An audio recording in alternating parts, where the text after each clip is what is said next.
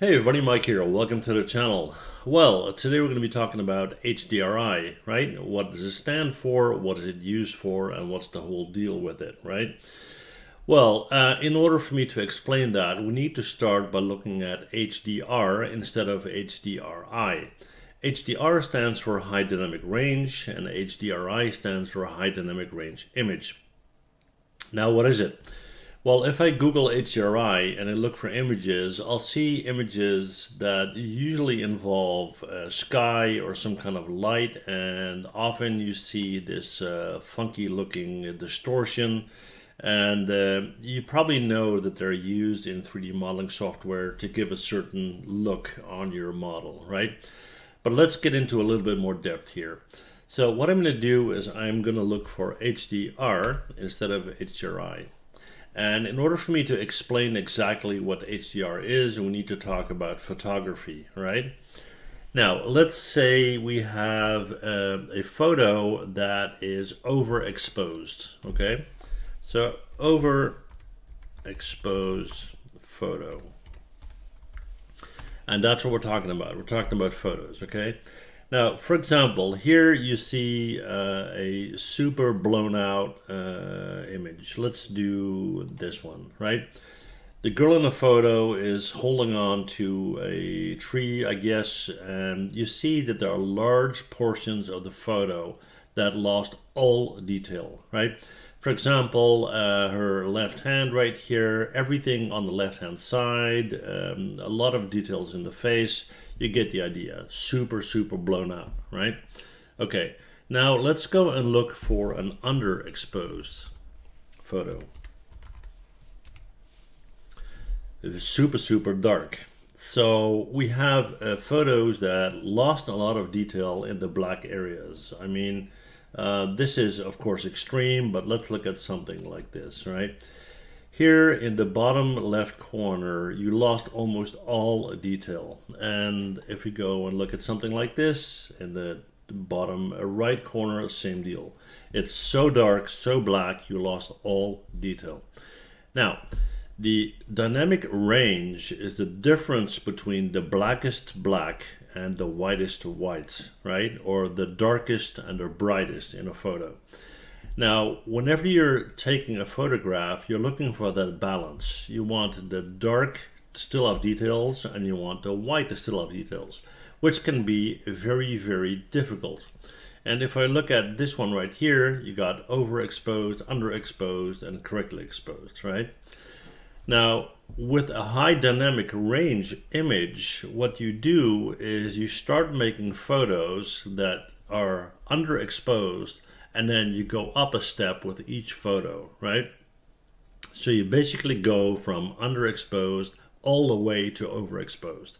And when you put all of these photos on top of each other, you will see that you will have a lot more detail, well, not on top of each other, but you blend them, right? You will have the best of the best in the white areas and the best of the best in the black areas. These photos are typically very large in size, right? And they contain a tremendous amount of detail. Now, the detail is what we're after, because the HDRI images that we use in our 3D software, and let me just jump to 3D Code here. If I go up and click on the symbol, I see examples of these, right? And if I click on this one, you will see that the look of the cube changes. And if I click on this one, you'll see that it will change again. Now, these images are, first of all, made in a specific way, but because the fact that they're HDR images, they contain a lot of lighting information, right? And this lighting information is what we're after in our 3D software. If I had a reflective material on my cube, I would see a reflection of that sky, for example, right? If I had a chrome bumper on a car, I would see that.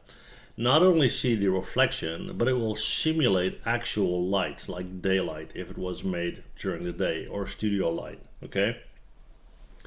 So HDRI images are used in 3D software to create lighting environments, and lighting environments that have a realistic view of what light actually would look like. So that's basically what HDRI images are. The way that these are made is by taking a photo of the reflection of a chrome ball. So let me show you that, right?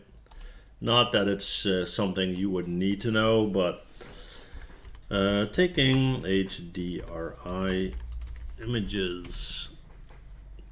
Okay, so here you see a chrome ball, again a chrome ball, and you basically take that reflection off of a chrome ball on a photo stand. This is a good image right here.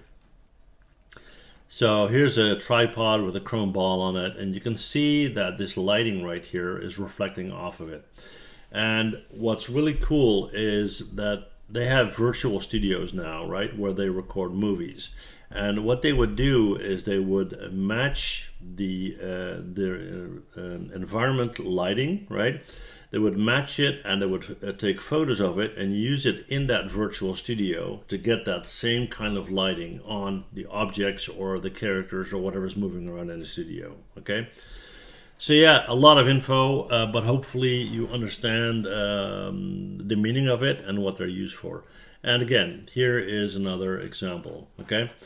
So yeah, if you ever see the acronym HDRI again, you know exactly what it is and what it stands for and why they use it. All right, that's it for me.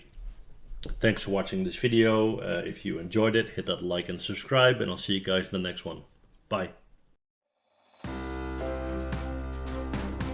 Well, thanks for watching, and before you go, please hit that MH button to subscribe, okay? See you guys next time. Bye.